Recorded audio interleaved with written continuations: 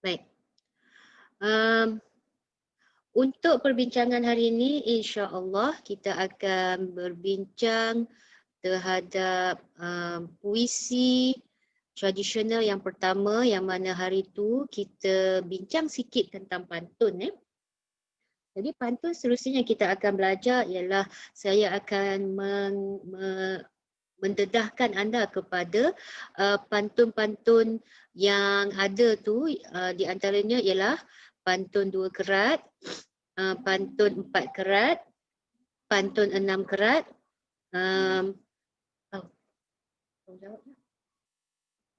pantun 8 kerat, pantun 10 kerat dan pantun 12 kerat. Okey, pantun-pantun ini ialah di bawah tajuk pantun tidak berkait. Kita ada satu lagi pantun berkait. Okey, untuk pantun berkait ni kita akan bincang perbincangan dia nantilah. Nanti kita akan tengok apakah di bawah pantun berkait. Okey. Untuk yang ini saya bagi awak tengok dulu, tonton dulu. Yang ini daripada cerita P. Ramlee.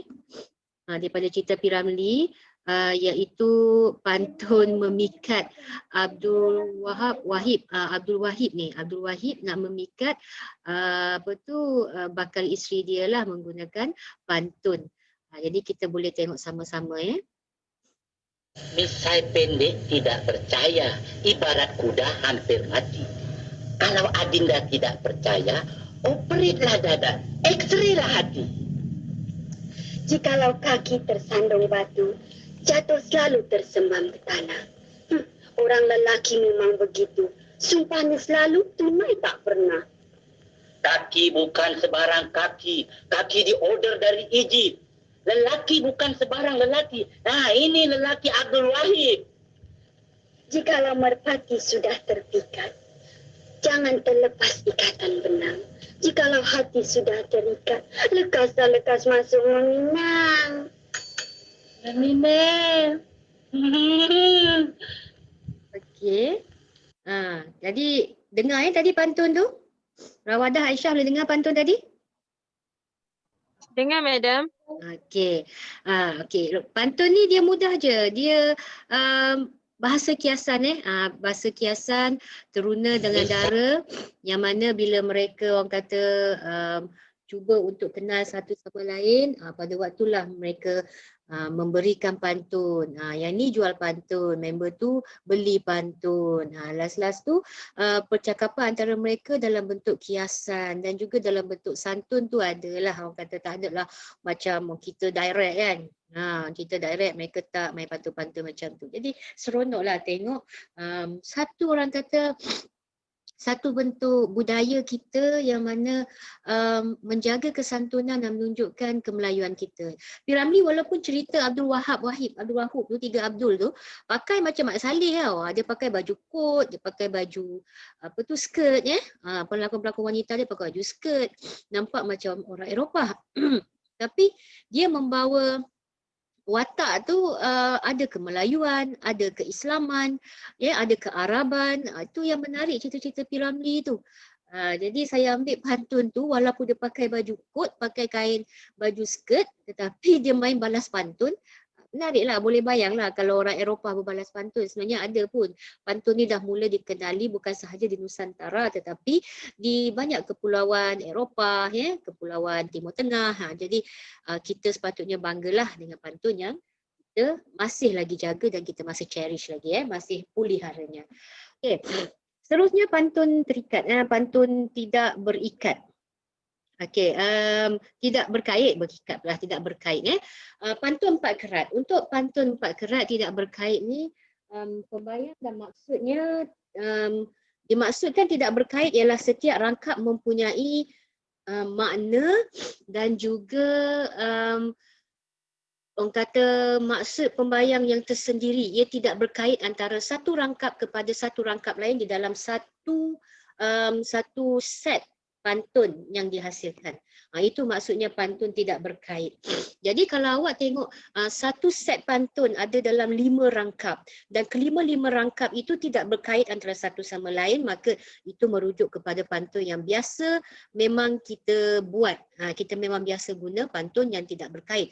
Untuk pantun berkait pula, ia lain. Yang itu kita akan bincang nanti di perbincangan yang seterusnya. Kita tengok pantun 4 kerat. Untuk pantun 4 kerat ni, anda dapat lihat rima itu ada, AB, okey. Jadi bila AB ada, okey, ia sudah menyetujui sifat pantun yang pertama, ada rima.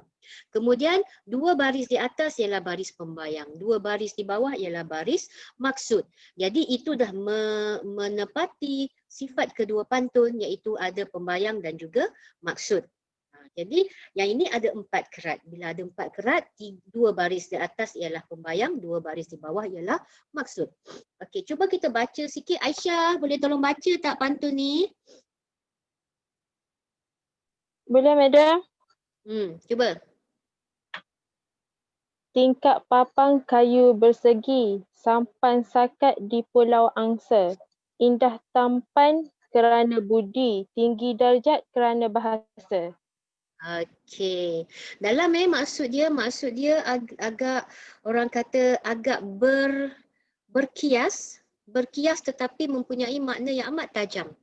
Okey, kita tengok di atas tu tingkap papan kayu bersegi sampan sakat di pulau angsa. Itu pemerhatian orang dululah. Tingkap papan. Kan papan ada rumah-rumah papan kan. Dia buat tingkap dia tu, dia buat daripada kayu dalam bentuk bersegi.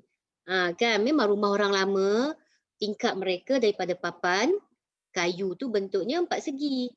Okay, sampan sakat di Pulau Angsa. Sampan sakat ni, saya pun tak pasti sakat ni dia merujuk kepada apa. Tapi Pulau Angsa tu mungkin wujud ke, kita boleh tengoklah, kita boleh semak. Itu pemerhatian orang lama. Mungkin ada Okey, kita tengok kepada maksud bawah tu. Kalau tengok pada maksud bawah tu, indah tampan kerana budi, tinggi darjat kerana bahasa. Okey, maksudnya di sini, seseorang itu dipandang indah, dipandang tampan kerana budinya. Budi ni bukan memberi jasa, bukan orang yang berjasa sahaja. Budi ni membawa maksud sopan santun, ramah mesra, kecek molek, orang kata berhalus, jumpa orang tua, tunjuk hormat, jumpa yang muda, tunjuk sayang. Okey. Yang kalau perempuan di hadapan lelaki bukan mahram dia menjaga rasa malu dia. Lelaki yang depan bukan perempuan mahram dia pun merasa malu dia. Jadi indah tampan kerana budi ni ia merujuk kepada santunnya seseorang individu tu. Itu indah dan tampan. Orang zaman dulu dia pandang kalau nak cari menantu dia tak pandang lelaki yang ataupun perempuan yang sangat cantik atau lelaki yang sangat handsome. Tak, tapi dia pandang bakal menantu dia tu ada budi bahasa. Berbudi. Okey, datang masuk rumah bagi salam ke tidak budak ni. Depan kita ni bagaimana cara duduk dia, silang kaki ke, duduk sopan ke kan. Jadi itu orang dulu Orang dulu. Orang sekarang ni saya tak tahu nak cakap macam mana. Sebab hari tu saya adalah sembangan suami saya tanya, zaman sekarang ni perempuan, sebab saya tengok drama tu perempuan tu adalah perempuan heroin lah, cantik lah, yang datang tegur dia, hero tu handsome lah kan. Jadi saya kata, alah kalau orang handsome datang tegur, yang perempuan tu nak je jawab kan, cuba yang datang tegur tu tak handsome, saya cakap. Saya kata, orang kalau tak handsome tegur zaman sekarang, dia jawab. Saya kata, mana nak jawab, perempuan ni dia pandang lelaki handsome juga. Tak dah, saya kata. Habis macam mana? Dia kata, kalau nak pergi tegur perempuan buat kali pertama, seorang je, satu je lelaki boleh buat. Tak kisahlah dia tu handsome ke tak handsome. Tak handsome pun tak apa. Perut buncit, kepala botak ke, suami saya kata tak apa. Asalkan bila datang kat meja perempuan tu, jangan sembang dulu, jangan bagi salam. Letak dulu kunci kereta Audi kita tu atau kereta Mercedes letak atas meja sekali dengan iPhone paling new version dan juga wallet yang penuh dengan duit. Confirm tak bagi salam lagi perempuan tu yang bagi salam kat awak. Husband saya cakap macam tu. Jadi zaman sekarang ni siap ada lagi pakar motivasi buat motor apa? Motor dia tu. Tak handsome tak apa, janji kaya. Orang sekarang memandang kekayaan dan juga material itu sebagai sesuatu yang boleh menjamin kebahagiaan. Tapi orang zaman dulu kata biarlah kita makan berlauk nasi dan ikan kering sahaja asalkan orang yang kita kahwin itu mempunyai budi yang tinggi. Okey, itu istilah indah tampan kerana budi tu. Dalam bahasa dia tu jauh penjelasannya. Okey, tinggi darjat kerana bahasa. Orang yang P. pernah menggunakan istilah bahasa menunjukkan bangsa. Itu yang P. cuba ketengahkan. Bahasa Melayu menunjukkan bangsa Melayu. Jadi kenapa bahasa Melayu ialah digunakan dengan cara yang kasar? Dia marah pada siapa? Sudin ke Aziz? Dia marah kan sebab mereka cakap kasar kan dengan bai tu. Jadi dekat sini tinggi darjat. Dia guna istilah tinggi darjat. Kita kalau Islam tu tinggi darjat tu maksudnya orang-orang yang benar-benar mendapat orang kata keredaan daripada Allah lah. Tinggi darjat ni dalam kalangan orang Islam. Dalam kalangan manusia tinggi darjat ni ialah mereka yang mempunyai orang kata lebih daripada orang biasa yang tak ada apa-apa ni. Orang zaman dulu, kenapa dia kata tinggi darjat kerana bahasa? Sebab orang zaman dulu banyak yang tak boleh bersekolah. Orang-orang rakyat marhain tak boleh nak bersekolah. Jadi mereka banyak yang gunakan bahasa biasa. Mereka guna bahasa kampung, bahasa dialek mereka. Tapi mereka yang pergi sekolah, belajar bahasa Inggeris, belajar bahasa Arab, belajar bahasa Melayu, mereka dianggap tinggi. Mereka dianggap tinggi dalam golongan bangsawan. Sebab tu dipanggil tinggi darjat kerana bahasa. Pada zaman dulu orang yang mempunyai bahasa-bahasa lebih daripada satu bahasa dipandang tinggi darjatnya. Zaman sekarang ikutlah 5 bahasa pun. Kalau ada duit dipandang tinggi. Tak ada duit kita tak pandang tinggi. Walaupun kita ada 10 bahasa kita pandai bahasa Jepun lah, Korea lah, Zimbabwe, Cambodia, apa lagi Thailand lah. Kita pandai banyak-banyak bahasa pun. Kalau kita tak ada duit, kita bukan sesiapa, kita tak akan dipandang tinggi. Itu zaman sekarang. Tapi kalau kita bandingkan zaman dulu dengan zaman sekarang melalui pantun 4 kerat ni, awak tengok skripnya panjang saya sembang pasal pantun yang hanya 4 kerat. Awak boleh pandang bagaimana dalamnya maksud sebuah pantun. Ia bukan sekadar dibina dalam 4 baris dan mempunyai penjelasan dalam 4 baris. Tak. Ia mempunyai penjelasan dalam orang kata ribuan ayat. Itu sebenarnya sebuah pantun yang baik. Okey. Pantun 6 kerat. Nak dengar Rawadah baca sikit pantun 6 kerat ni? Bunyi macam mana Rawadah?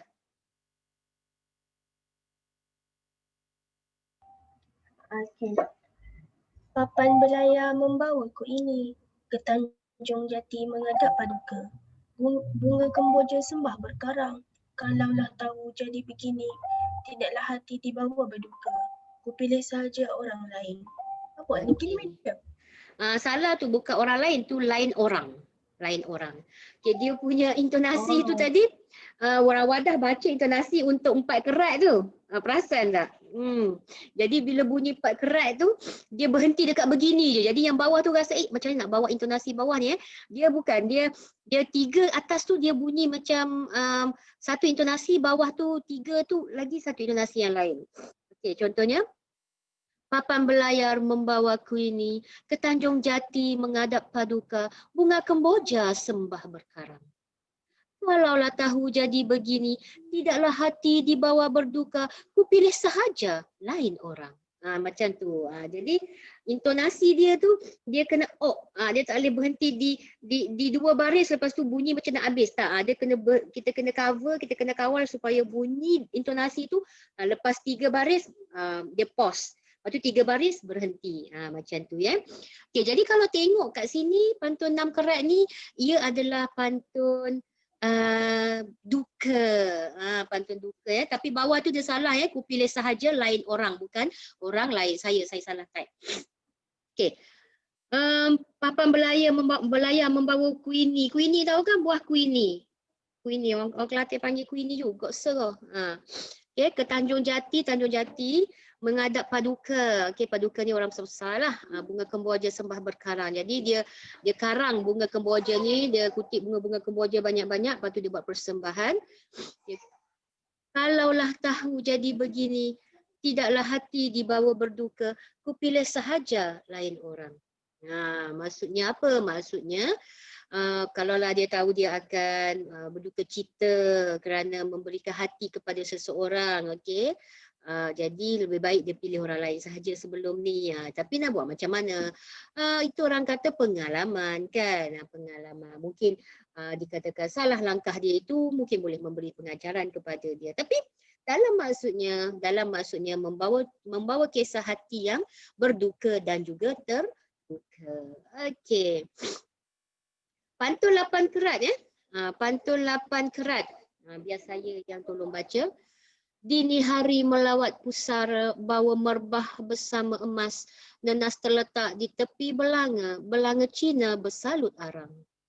Benih ku cari di semai mesra, semaian bercambah menjelma tunas, kemudian subur indah berbunga, malangnya bunga digetu orang. Okey, tepi belanga bukan tepi belangan.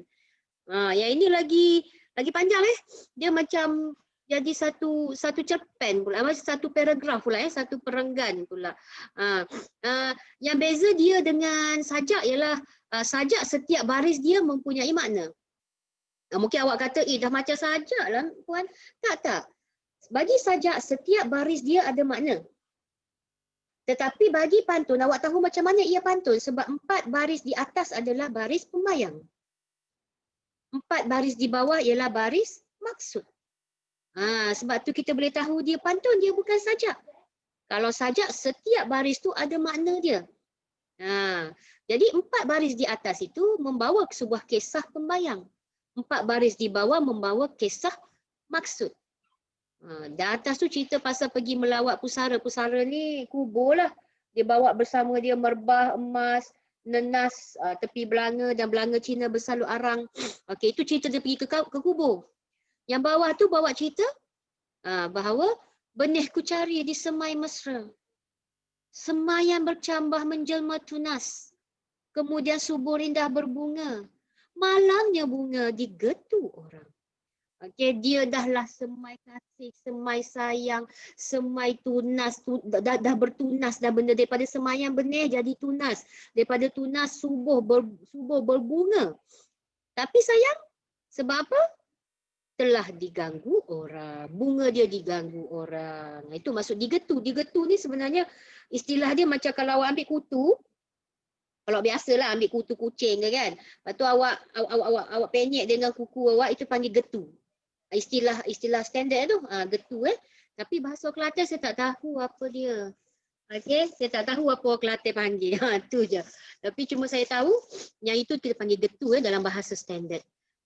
Jadi tengok pantun 8 kerat walaupun nampak macam sajak tapi sifatnya adalah sifat pantun sebab ada pembayang dan juga maksud. Ingat betul-betul tu, mungkin soalan kuis awak akan keluar macam tu.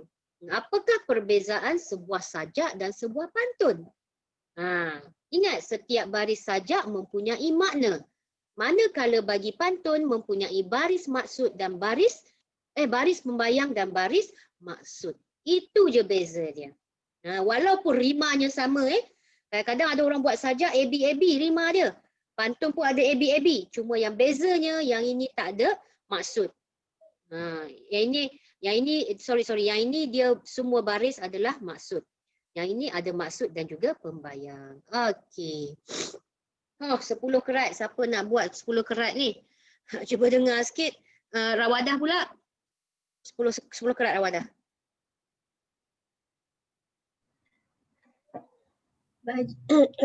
Baju dastar kesumba seluar gunting petani.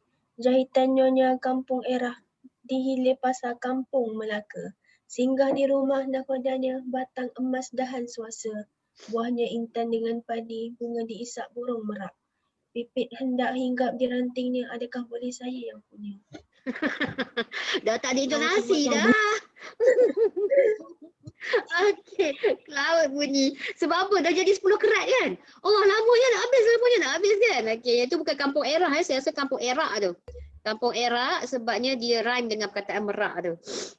Okey, untuk 10 kerat ni tengok 5 baris di atas ialah baris pembayang. 5 baris di bawah ialah baris maksudnya.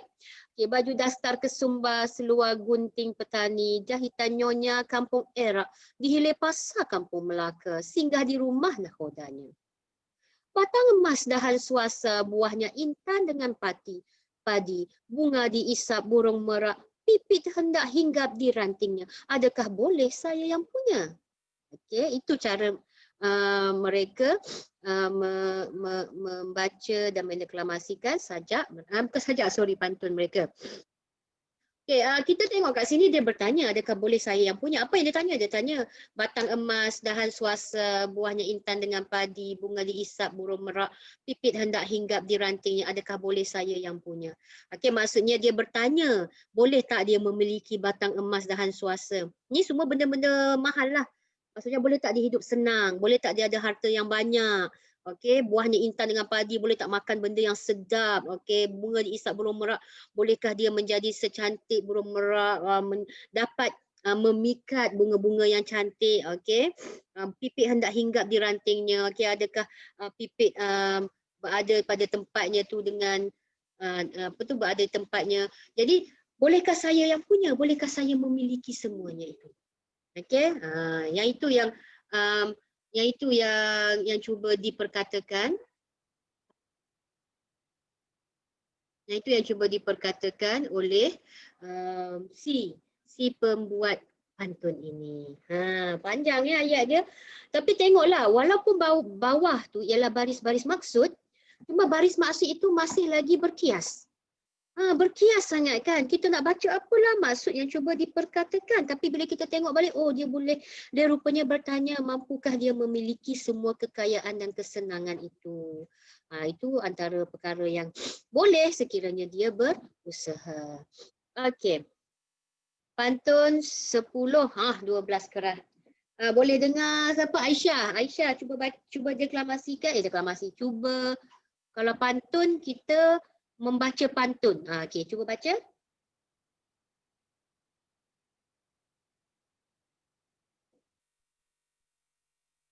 Rotan sepatah dua patah, tarik kerakap patang padi. Dibawa sultan dari Judah, padi jangan digemparkan. Kalau gempar antara gugur, bila gugur masuk perigi. Tuan di Mekah, di Madinah, naik akhirat batu haji. Tegak berdiri Rasulullah kami yang jangan dilupakan. Kalau lupa antara tidur, dalam tidur menjadi mimpi. Okey. Payah kan nak buat intonasi, tapi kalau orang pantun dia memang bisa lah. Dia memang boleh tahu buat intonasi untuk 6 baris maksud pembayang dan 6 baris maksudnya. Yang atas tu ialah pembayang dia tu adalah cerita, nak cerita tu sikit sebanyak. Okey, sebuah pembayang sahaja. Bawah tu ialah maksudnya berkaitan dengan macam warkah lah, macam warkah hati untuk mereka yang pergi menunaikan haji. Maksudnya kalau pergi Mekah di Madinah tu, pergilah melawat ke makam Rasulullah ke, okey. Jadi tapi janganlah lupakan kami di sini. Itulah contoh warkahnya dalam pantun. Suka sangat tengok warkah dalam pantun ni. Dulu waktu saya muda kecil-kecil dululah. Pernah menghantar surat kepada ibu saya. Waktu tu duduk dekat UKM. Jadi bila sunyi-sunyi tu telefon mahal, sebabnya telefon kita orang dulu pakai public phone. Kadang tak ada duit kan. Jadi kita pun tulislah surat, kadang-kadang letaklah pantun dalam surat tu untuk mak ayah kita, hantarlah pos. Okey, ingat lagi dalam kad raya awak sekarang memang tak ada kot. Pernah ke rasa kad raya sempat Saya rasa macam awak tak sempat je kad raya. Zaman saya sempat kad raya dalam kad raya itulah pecah kaca, pecah gelas, sudah baca harap balas. Waktu zaman saya dulu. Kad raya tu bila dapat tu bergantung dekat rumah jadi hiasan. Itu yang seronok kad raya dulu. Zaman sekarang dah tak ada dah kad raya, sedih lah benda tu dah tak ada. Jadi bila tak ada, pantun-pantun pun sudah dilupakan. Okey, itu sikit sebanyak Sekarang kita tengok gaya bahasa pantun. Okey, untuk gaya bahasa pantun dia ada 4 metafora, simile, personifikasi dan juga hyperbola. Okay, untuk gaya bahasa pantun ini kita kena ingat bahawa pantun Melayu sentiasa berlapik. Berlapik. Berlapik ni bila kita tengok orang Melayu makan berlapik. Kena ada lapik daun pisang ni, orang zaman dulu kena ada daun pisang. Kalau orang-orang dulu buat kuih selalu ada lapik kuih dia. Tengoklah kuih-kuih lama macam kuih pelita, tepung dakap, apa lagi pengat pisang, pulut ke apa, mereka mesti letak lapik orang zaman dulu. Itu menunjukkan bahawa even dalam kehidupan seharian pun kita mesti sentiasa berlapik. Berlapik ni istilahnya kena beraluh lah, istilah Kelantan beraluh. Kelantan. Tapi orang luar saya rasa istilah dia santun lah. Okay. Jadi itu dah merujuk kepada pantun Melayu itu sendiri, tu berlapik memang sifat orang Melayu lah, berlapik. Dan menjaga santun dalam setiap ungkapan. Santun setiap ungkapan ni selalunya kalau kita tengok orang-orang zaman dulu bila kita tengok cerita-cerita P. Ramlee ke, cerita-cerita Sri Mersing ke, Nordin Ahmad dan sebagainya, kita nampak santun dalam kata-kata mereka. Kalau gaduh pun guna ayat santun juga. Wahai jebat, sanggupkah kau menderhaka kepada raja? Ayat dia tu ayat santun walaupun marah. Kan? Nak beritahu orang zaman dulu santun berlapik tu memang tinggi. Tapi kita sekarang tak ada dah lapik-lapik tu sebab orang sekarang nak cepat. Kan? Minum sekarang pun orang kata take away, mana pakai lapik-lapik pinggan piring, tak ada. Take away belaka kan. Jadi itulah zaman sekarang. Sehingga pantun itu menjadi satu yang agak asing dalam dunia sekarang. Bukan sahaja pantun, santun juga menjadi asing. Okey. Dalam masa yang sama, ia menggambarkan emosi, pandangan atau pendapat dalam bentuk yang tersirat dan mengindahkan penghantaran maksud yang dibuat. Indah emosi yang diberikan dalam pantun itu amat indah. Emosi yang diberikan dalam pembayang dan maksud itu amat indah. Walaupun ia merujuk kepada kedukaan, walaupun ia merujuk kepada kemarahan, ketidakpuasan hati dalam pantun, tetapi ia masih lagi dihantar dalam keindahan bahasa pantun. Okey, apakah keindahan bahasa pantun ini? Okey, ya ada 4. Yang ini memang kena ingatlah kalau kuis dan juga mid semester exam memang akan tanya.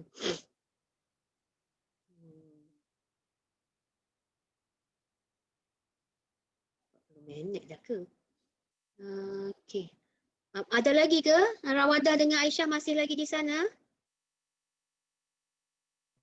Ada, madam. Ada, madam. Baik, terima kasih. Saya ingatkan dia dah stop dah. Baik. Okey. Untuk gaya bahasa pantun ni ada 4 Yang ini kena ingat supaya nanti boleh bezakan keempat-empat mereka. Baik, untuk metafora. Pertama kita lihat kepada metafora dan cuba fokus kepada metafora untuk tahu dan untuk mengenal pasti. Okey, yang ini metafora. Sebab bila awak tak dapat kenal pasti antara keempat-empatnya, bila keluar soalan kuis, saya bagi awak satu pantun, saya tanya apakah penggunaan gaya bahasa di dalam pantun ini. Saya bagilah ABCD untuk empat nama ni. Kalau anda tak dapat bezakan, payah untuk menjawab dengan betul. Okey, kita tengok. Metafora ialah perkataan yang digunakan berlainan daripada maksud sebenar. Kita guna perkataan lain untuk menggantikan perkataan yang daripada maksud sebenar dia. Okey, dia membuat perbandingan dan kiasan lebih kepada bahasa kiasan. Metafora ni lebih kepada bahasa kiasan. Kalau kita cakap pasal kita lapar, kita tak cakap lapar. Metafora ni akan jadi perutku menyanyikan lagu Zumba. Contohlah nak beritahu lapar, lagu Zumba tu kok lajulah bunyi dia. Jadi itu metafora. Kita guna perkataan lain untuk memberi maksud kepada perkataan sebenar kita. Contoh saya beri ialah daripada pantun daripada lirik lagu Awallah Dondang Nurhaliza Idris. Kita tengok macam mana lagu ni, saya rasa boleh dengar kot. Serindik putih di dahan manggis, kemana pergi burung kenari? Ayo, ayo. Kemana pergi burung kenari? Langit merintih, awan menangis, lukanya hati tanggung sendiri. Ayo, ayo. Lukanya hati tanggung sendiri.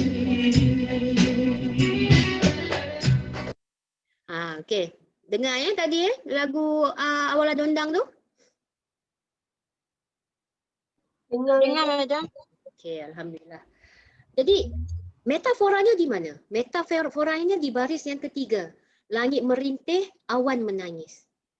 Dia nak beritahu dia menangis. Dia menanggung luka di hati dia. Dia menangis tapi dia tak cakap saya menangis. Dia cakap apa? Langit merintih, awan menangis. Langit merintih tu maksudnya bunyi guruh.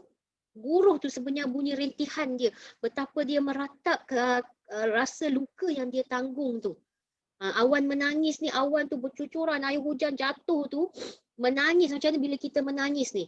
Okey, macam mu kata mandi memandikan pipi kita tu, macam itulah air hujan tu. Dia menggunakan metafora untuk menggantikan makna sebenarnya, atau istilah lain metafora ni dia lebih kepada kiasan. Okey, kiasan jadi ingat, metafora ialah perkataan yang digunakan berlainan daripada maksud sebenarnya. Untuk simile pula, simile ialah perumpamaan yang digunakan bagi menunjukkan persamaan atau perbandingan antara sesuatu. Perumpamaan, kata kunci dia ialah perumpamaan. Okey, dengar dulu lagu ni daripada Datuk Siti Nurhaliza, Ya Maulai. Andai permata jadi hiasan, jariku muda sembuhkannya, bagai sutera dalam lukisan, hidupku indah warnanya. Okey, apa yang kita nampak di dalam baris yang ketiga tu? Dalam baris ketiga itu yang menggunakan perkataan bagai. Bagai sutera dalam lukisan. Hidupku indah warnanya. Jadi di sini bagi menggambarkan kehidupan yang sangat indah, dia sekarang tengah merasa gembira dan hidup dia sangat indah, dia menggunakan simile atau perumpamaan yang serupa, iaitu bagai lukisan sutera dalam lukisan. Sutera ni apa? Sutera ni kain mahal. Kain mahal, lembut, cantik. Tapi dia kata sutera tu duduk dalam lukisan. Maksudnya cantiklah lukisan tu. Bagai sutera duduk dalam lukisan. Lebih tahu hidup dia ni sangat cantik, seindah sutera dalam lukisan. Jadi di sini kita tahu dia simile sebab ada penggunaan perkataan bagai. Berbeza dengan metafora. Metafora dia menggunakan memang satu gambaran yang lain. Dia guna penyataan, dia tak ada perkataan bagai, tak ada perkataan umpama, tak ada perkataan seperti. Untuk simile ada bagai, bak, seperti, umpama. Itu menunjukkan simile. Okey, jangan tukar metafora dengan simile. Simile dia ada keyword dia lah. Bagai, umpama, seperti, bak. Apa lagi yang membawa maksud perumpamaan. Okey, Yang ketiga ialah personifikasi. Personifikasi ini perlambangan atau pemberian sifat-sifat benda hidup kepada benda bukan hidup atau sesuatu yang abstrak sebagai elemen sastra atau seni. Okey, keyword dia ialah sifat benda hidup kepada bukan hidup. Okay, kita tengok contoh. Tengok. Dia pula yang turun. Sekejap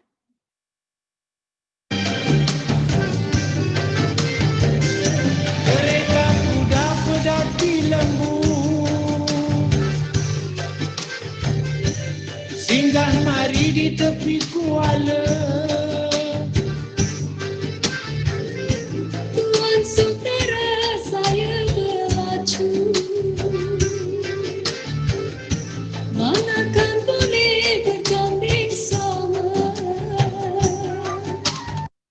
Okey, pandang-pandang jeling-jeling Tan Sri SM Salim dengan Datuk Siti Nurhaliza. Dekat sini nampak personifikasinya, dia memberikan perlambangan benda bukan hidup kepada benda hidup. Okey, Tuan Sutera saya berlacu. Sutera ni kain yang sangat mahal, kain yang sangat cantik, kain yang sangat elok pembuatannya. Berlacu ni kain putih biasa. Kain putih biasa daripada bahan-bahan material biasa. Dalam arti kata lainnya, bila dia kata Tuan Sutera, saya berlacu. Tuan ni orang kaya, orang baik, orang handsome, orang ada kedudukan. Saya ni orang biasa, orang miskin, dan rupa pun tiada, contoh. Tapi dia menggunakan Tuan Sutera, saya berlacu. Maksudnya benda bukan hidup yang melambangkan tuan.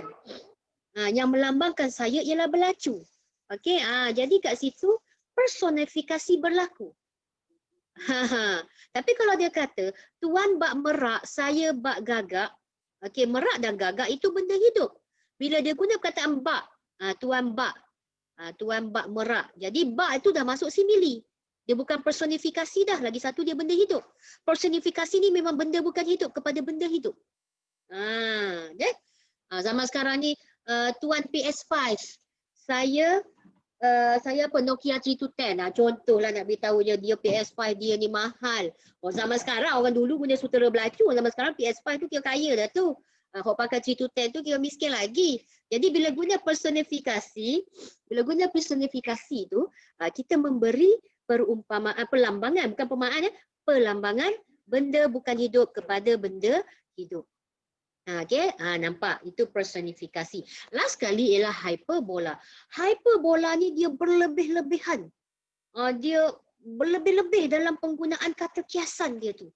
Sampaikan kita dapat kesan terhadap penggunaan ayat dia tu. Okey, berlebihan dalam penggunaan penyataan atau kiasan mendapatkan kesan tertentu dan tidak bertujuan penafsiran secara terus. Okay, saya bagi awak dialog pantun antara Tan Sri P. Ramlee dengan Saadiah dalam Musang Berjanggut. Awak tengok dialog dia. Saya buat daripada awal lah P. Ramlee cakap tu boleh orang kata boleh hayatilah apa sebenarnya pokok perbincangan mereka. Potong kuku di pasir berlalu. Terima merkah hijau tangkai. Wahai adikku Puspawang, tak marahkah kalau ku bertanya?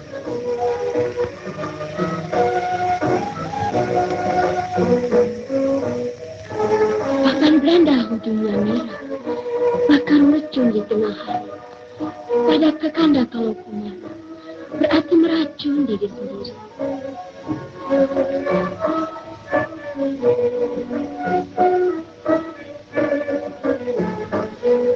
Burung Garuda di dalam pesawat, perahu muda di Tanjung Deko. Biarlah kanda berterus terang. Sudikah adik menjadi istriku?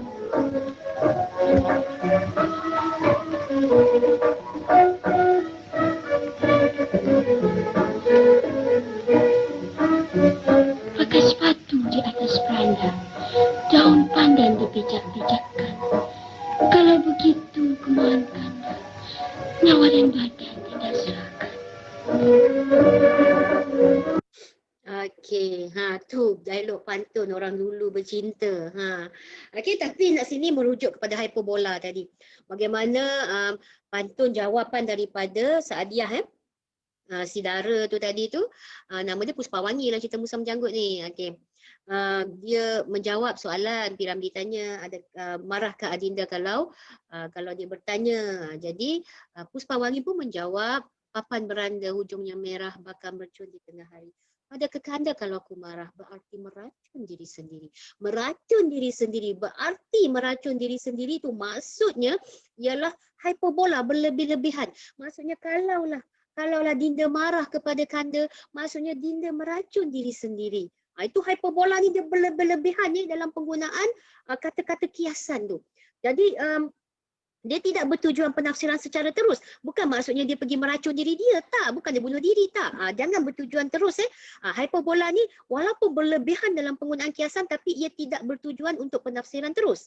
Penafsirannya maksudnya kalaulah dia marah kepada kekasih dia tu, si teruna tu, maksudnya seolah dia macam membunuh diri sendirilah. Kenapa nak marah? Macam itulah maksud dia. Jadi hyperbola ni boleh nampak ia berlebihan dalam penggunaan kiasan. Metafora ialah kiasan, tapi dia tidak berlebihanlah sekadar langit merintih awan menangis. Ia menggantikan maksud sebenar. Langit merintih awan menangis. Hyperbola dia kiasan juga, tapi kiasan yang berlebih-lebihan. Berarti meracun diri sendiri. Itu memang berlebih-lebihanlah dan tidak tafsir secara terus. Simili ialah perumpamaan. Ada perkataan bagai, bak, umpama, seperti. Okey, tetapi personifikasi ialah menggantikan, membuat perlambangan sifat benda hidup kepada bukan hidup. Tuan sutera saya belacu. Manakan boleh berganding sama. Kat situ cantik. Okey, jadi ini gaya bahasa pantun yang bagi saya lah sangat-sangat sebenarnya orang kata indah untuk kita pelajari supaya kita tahu oh sebenarnya bila pantun ni buat macam ni, ini metafora. Buat macam ni, ini hyperbola. Okey, soalan exam awak, kuis awak kemungkinan macam ni lah. Saya bagi awak satu pantun, andai permata jadi hiasan, jadiku mudah sembuh lukanya. Bagai sutera dalam lukisan, hidupku indah warnanya. Nyatakan gaya bahasa pantun yang digunakan di dalam baris ketiga. Anda jawablah. Simile. Kalau boleh jawab. Takkanlah saya nak keluarkan pantun ni. Mesti saya bagi pantun yang lebih mencabar kan. Itulah soalan kuis dan soalan mid-sem awak. Dan mungkin disebabkan minggu depan kita adalah minggu yang ke-7 untuk menghabiskan syair, gurindam dan seloka. Jadi mungkin lepas mid-sem break lah. Lepas awak cuti baru kita akan buat kuis dan juga kita akan buat mid semester exam anda pada minggu ke-8 insya-Allah. Pada minggu ke-9 kita mungkin buat sedikit nota tambahan sebelum anda menghantar kerja pada minggu ke-10 dan anda membentang bermula pada minggu ke-10 insya-Allah. Itu perancangan saya lah, tetapi perancangan Allah itu adalah yang lebih baik. Kita lihat kalau Allah merestuinya, kita boleh follow jadual kita. Kalau Allah ada perancangan yang lebih baik, kita akan redha dengan ketentuan Allah insya-Allah. Tapi kita masih tetap merancang. Baik. Okey. Jadi sebenarnya untuk pantun habis dah kalau ikut pantun ni. Cuma pantun apa berkait lah. Okay, pantun berkait. Macam mana saya nak membesarkan benda ni? Tak boleh nak besar lah pula. Okay. Stop share. Okay, saya kena stop share dulu. Stop.